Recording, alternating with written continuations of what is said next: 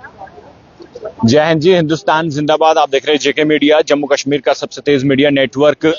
10+2 contractual lecturers जो है, आपने देखा बीते वर्षों से इन्होंने लगातार प्रदर्शन किए और कई 10+2 कंट्रैक्चुअल लेक्चरर को जो है उन्होंने अपनी आवाज भी उठाई और कईयों को डिसएंगेज भी किया गया। लेकिन आज फिर से ये जेके मीडिया के माध्यम से अपनी आवाज सरकार तक पहुंचाना चाहते हैं। रजनी जमवाल है, आपने देखा होगा पहले जितने भी प्रदर्शन हुए, चाहे 2020-21 जब भी कोरोना के समय में ये आगे थे, यही लीड कर रहे थे, हर जगह ये पहुंची। लेकिन आज फिर ये मजबूर हैं और इन्होंने हमें संपर्क किया कि हमारी आवाज सरकार तक पहुंचाई जाए। रजनी जी, क्या कहना चाहते हैं? जो जितने भी 10+2 कंट्रैक्चुअल लेक्चरर जो हैं डिसएंगेज हुए हैं और अब फिर से आप यहाँ अपनी आवाज जो है सरकार तक पहुंचाना चाहते हैं, क्या कहना चाहते हैं?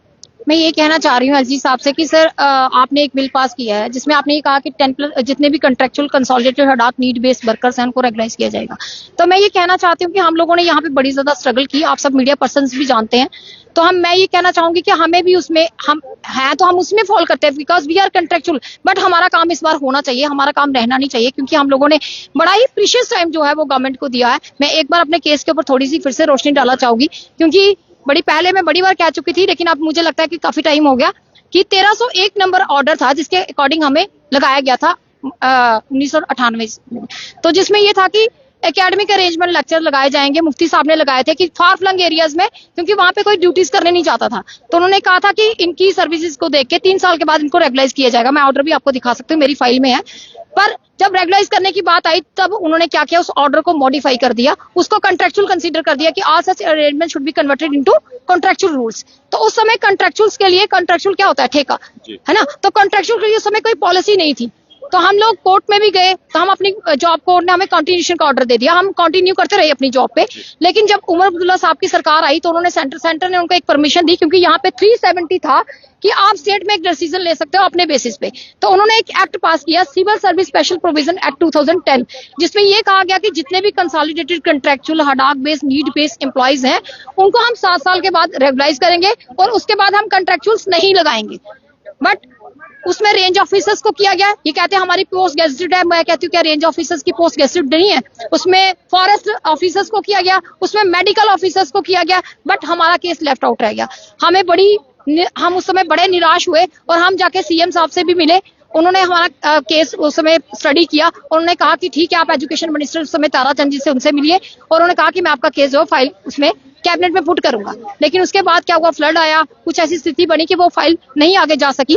फिर कोलिशन गवर्नमेंट आई, बीजेपी की गवर्नमेंट आई, हमने यहाँ पे टेंट लगाया, हमने काफी स्ट्राइक किया। आपने देखा बेटियां भी यहाँ पे रात को डे नाइट बैठी रही। आपने डबल इंजन भी आपके काम नहीं आया? नहीं, डबल इंजन भी काम नहीं आया, सिर्फ हमें आश्वासन मिले। हमें यहाँ पे स्पीकर साहब जो है रह चुके हैं हमारे बीजेपी के, कविंद्र गुप्ता जी, वो यहाँ पे आए। एक लड़की ने 21 दिन का अनशन रखा था, उसको जूस पिला के ये कहा कि हम आपका काम करेंगे, आपका जेन्युइन राइट बनता है। यहाँ पे डिप्टी कमिश्नर साहब आए, यहाँ पे हमारे सिटिंग एमपी जो है जुगल किशोर जी, वो आए। उन्होंने कहा, विजयपुर में प्रधानमंत्री जी आते, उस मंच पे उन्होंने लोगों के सामने कहा कि 10+2 कंट्रैक्चुअल लेक्चर जो प्रेस क्लब में बैठे हैं उनके लिए हम काम करेंगे, उनकी बात हम पीएम साहब से करेंगे। बट वो बात अभी तक नहीं हो पाई है, क्योंकि वो 3 बार बन चुके हैं। तो बड़ा अफसोस लगता है हमें। लेकिन अब कहने का मतलब ये है कि अब हम चाहते हैं, फिर से हमारी चुनिंदा सरकार आई है, हमारे सीएम साहब आए हैं उमर अब्दुल्ला जी, हम उनसे हैंड फोल्डिंग रिक्वेस्ट करते हैं कि सर आप हमारे दुख को समझिए, आपने हमारी फाइल पहले भी रीड की है, हमारे साथ जस्टिस करिए, हमें रेगुलाइज करिए। अभी हाल ही में अभी असेंबली खत्म हुई है, तो असेंबली के दौरान भी तो आप अपनी बात रखने के लिए उमर अब्दुल्ला से मुलाकात कर सकते थे। जी हाँ, मैं सांबा में भी एक बार उनकी पब्लिक डेलीगेशन थी, मैं उनसे मिली भी थी, बट केस उतना डिस्कस नहीं हो पाया। अभी असेंबली थी, आपने देखा ही है, जब अपने इश्यूज सॉर्ट आउट नहीं हो पा रहे, हमारे क्या ही होंगे, हम क्या वहाँ पे स्ट्राइक करते हैं, अपनी स्ट्राइकें चल रही हैं। तो हमने वहाँ पे इनके हाउस में वहाँ पे दिया हुआ है, मैंने मेल करी हुई है। मुझे सीएम हाउस से कॉल भी आई थी कि आपको बड़ी जल्दी सीएम साहब की अपॉइंटमेंट मिल जाएगी, मे भी मिल जाए 2-3 दिनों में, मैं उनसे फिर से केस पूरा डिस्कस करूंगी। तो मैं ये हम स्क्रीन नाइट जी से भी मिले हैं। आपको क्या लग रहा है कि आपकी मदद और आपके मुद्दे कौन सॉर्ट आउट कर सकता है? क्या एलजी साहब कर सकते हैं, या उमर साहब कर सकते हैं, या फिर कोई और? देखिए, रिक्वेस्ट तो हम तीनों से करेंगे, क्योंकि वो हमारे से बड़े हैं, चाहे एलजी साहब है, चाहे उमर साहब हैं, चाहे चीफ सेक्रेटरी साहब हैं। लेकिन उमर साहब से हमें ज्यादा उम्मीद रहेगी, क्योंकि वो हमारे चुने हुए सीएम हैं। तो हमने उनको वोट किया है, उनको सीएम लाया है, और वो हमारे यहाँ के हैं, जम्मू कश्मीर के हैं। तो जम्मू कश्मीर के लोगों का काम वो नहीं करेंगे तो कौन करेगा? आपको क्या लग रहा है, कोरोना के समय में भी आपने प्रदर्शन किए, आपने यहाँ पर टेंट भी लगाए थे, टेंट उड़ भी गए, जल भी गए, लेकिन तब भी आपके मुद्दे हल नहीं हुए। रविंद्र रैना भी कह रहे थे कि आपके मुद्दे जल्द से जल्द हल किए जाएंगे। देखिए, रविंद्र रैना साहब से मेरी एक मुलाकात बड़ी पर्सनल हुई थी। रूम में बैठ के मैंने उनके साथ पूरा केस डिस्कस किया था। उन्होंने कहा मुझे एक एक चीज समझाइए, मैंने उनको सब समझाया।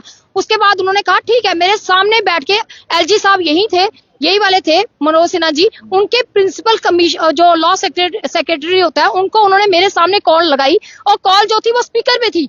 तो उन्होंने पूछा कि ये जो 10+2 कॉन्ट्रेक्चुअल लेक्चरर्स हैं, क्या इनका रेगुलाइजेशन का बनता है 2010 के एक्ट के अकॉर्डिंग? तो उन्होंने आंसर दिया कि हाँ सर, इनका राइट बनता है, जिनके 7-7 साल हो चुके हैं। तो मैं कहना चाहती हूँ मीडिया के माध्यम से, क्या लॉ सेक्रेटरी की बात भी झूठी है? आप उनकी बात भी नहीं मानेंगे? क्या आप कोर्ट की बात भी नहीं मानेंगे? इन्होंने हमें डिसकंटिन्यू कर दिया, जबकि कोर्ट ने कहा आप इनको डिसकंटिन्यू कर सकते। मेरा केस आप देख लीजिए, उसमें डिसकंटिन्यू मुझे कर ही नहीं सकते, लेकिन डेलिबरेटली इन्होंने हमें निकाला। बड़ी शर्म आती है हमें कि हमने डिसकंटिन्यू आपको किया गया, पीछे कारण क्या थे? सर आप अब हमें डिसकंटिन्यू क्यों किया गया वो ये लोग जाने, क्योंकि हम लोग स्ट्राइक पे बैठे थे। क्यों इनको लगता होगा कि इनको निकाल ही दो तो ये इनके पास पैसे भी नहीं बचेंगे, यहाँ पे आके किराया भी नहीं खर्च करके आके आ सकेंगे, और कम से कम इनकी आवाज तो बंद होगी ना। मुझे तो यही लगता है डिसकंटिन्यू करने का यही मतलब है कि कम से कम इनका मुंह बंद हो जाए, क्योंकि हुआ ऐसा कर नहीं, मुंह बंद नहीं होगा जब तक हमारी सांसें है ना, हम यहाँ पे बोलेंगे, हमारा मुंह बंद नहीं होगा, क्योंकि हम लोग इतनी स्ट्रगल में ना, ये लोग सोच भी नहीं सकते। बड़ी शर्म की बात है। मैं यहाँ पे मैं नाम नहीं लूंगी, हमारी एक एक्स मिनिस्टर रह चुकी है एमओ से, मैंने उनसे बात करी कि मैं अपने लेक्चर्स को लेके गई। मैंने कहा मैडम, आपने सियासी लोग जो है हमारी पोस्टों पे अपॉइंट किए, आपने कैसे किए? अगर आपके पास पोस्टें खाली थी तो आपने हमें डिसकंटिन्यू क्यों किया? आपने हमें कंटिन्यू क्यों नहीं किया? तो उन्होंने कहा कि अभी मैंने कमिश्नर साहब से बात की, तो उन्होंने ये कहा कि ये पोस्टें जो इनकी थी वो स्टेट की थी, अभी ये पोस्टें जो हैं वो यूटी की हो चुकी हैं, इसमें सीआरसी लगाए जाएंगे। मैं पूछना चाहती हूँ आपके मीडिया के माध्यम से, अगर स्टेट थी हमारी पोस्टें खत्म होगी तो पहले के जितने भी एम्प्लॉयज लगे हुए ना, पहले की जितनी भी चीजें हैं ना, वो सब खत्म कर दो ना, सबको बाहर निकाल दो। फिर तो ये होना चाहिए, आपने हमारी पोस्टें ही खाली खत्म की। इट मीन्स ये हुआ कि 370 टूटने का हमें नुकसान हुआ, हम ये समझे? फिर ये तो गलत बात है ना। इनजस्टिस पे इनजस्टिस ये हमारे साथ करे जा रहे हैं। अरे यार, भगवान से डरो। आज आपके पास चेयर है ना, एक चेयर ऊपर भी बैठी है जो आपके साथ इंसाफ करेगी, याद रखना आप इस बात को। अभी कविंद्र गुप्ता ने भी आश्वासन दिया था, क्या कहना चाहेंगे? उनसे तो क्या, वो आश्वासन पे आश्वासन ही दे सकते हैं। मुझे लगता है कि उनके घर में आश्वासनों की ना लाइन लगी हुई है, जो जाता है उसको आश्वासन देते चलो। सर कितना टाइम लगता है, दे दिया आश्वासन, क्या फर्क पड़ता है? कोई फर्क नहीं पड़ता किसी के सेंटीमेंट्स जो है हर्ट करते हुए इन लोगों को। इन्होंने हमारे सेंटीमेंट्स हर्ट किए, इन्होंने हमारा करियर तबाह कर दिया। अगर इनको निकालना था तो 1 साल के अंदर निकालते। इन्होंने हमारे 10-10, 12-12 साल लिया, हमें लॉलीपॉप की तरह यूज किया। ये गलत चीज है, ये सिस्टम गलत है, ऐसे नहीं करना चाहिए। आपको मैं कहना चाहती हूँ आपके मीडिया के माध्यम से, जितने भी कंट्रेक्चुअल लेक्चर्स लगे हैं ना, जितने भी आपने कंट्रेक्चुअल एम्प्लॉइज जहां जहां किए हुए हैं, उनको रेगुलाइज करिए। आगे से ये स्लो पॉइजन देना बंद करें। आप लगाएं तो परमानेंट लगाएं, कंट्रेक्चुअल नहीं लगाएं। जो लगे हुए ना उनका करियर जो है ना बचाएं आप लोग, और रेगुलाइज करें हम लोगों को। हमें मजबूर नहीं करें, क्योंकि हमारी लाइफ तो आगे स्पाइल हो चुकी है। हम अपने बच्चों की भी कर देंगे। हम आके आपको बता देंगे कि जम्मू कश्मीर में क्या क्या हो सकता है। आगे ही जम्मू कश्मीर के हालात आप देख ही रहे हैं। हमें मजबूर ना करें, हमारी जॉब सबसे पहले आप कंटिन्यू करें जो आपने डिसएंगेज की है, क्योंकि हम चाहे वो झूठी हो चाहे वो स्टेट हो, जैसे हम लोग पहले लगे थे, हमें हमारी पोस्टों पे कंटिन्यू करें। आप सीआरएस की बात बाद में करें। कितने हैं रजनी जी, कितने एम्प्लॉइज हैं 10+2 कॉन्ट्रैक्चुअल? देखिए सर, जो civil service special provision act में फॉल करते हैं, दे आर ओनली 100-150 लोग। लेकिन इन्होंने मैंने कहा ना 2010 के बाद वो कंट्रेक्चुअल्स नहीं लगाने थे, लेकिन उसके बाद भी इन्होंने अपॉइंट किए। तब वो कितने बनते हैं, 500 बनते हैं, 700 बनते हैं, वो सरकार की गलती है ना। क्यों लगाए आप लोगों ने?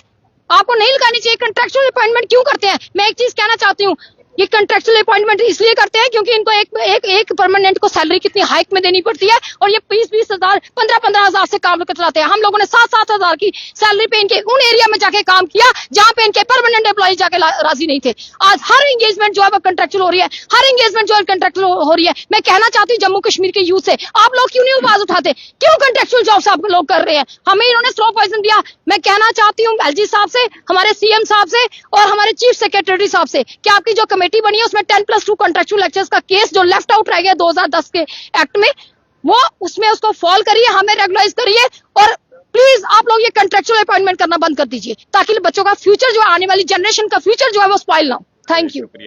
तो देखिए रजनी जम्वाल से बातचीत कर रहे थे 10+2 कंटेक्चुअल लेक्चरर की। अगर हम बात करें, इसी स्पॉट पर इन्होंने पूरा टेंट लगाकर प्रदर्शन किए कोरोना के समय में। आज फिर ये कह रही हैं कि जो हमारी डिमांड है वो पूरी होनी चाहिए, चाहे उमर सरकार करे या माननीय उपराज्यपाल की प्रशासन करे, चाहे चीफ सेक्रेटरी करे। अब होगा क्या आने वाले समय में, ये वक्त ही बताएगा। देखते रहिए जेके मीडिया। धन्यवाद।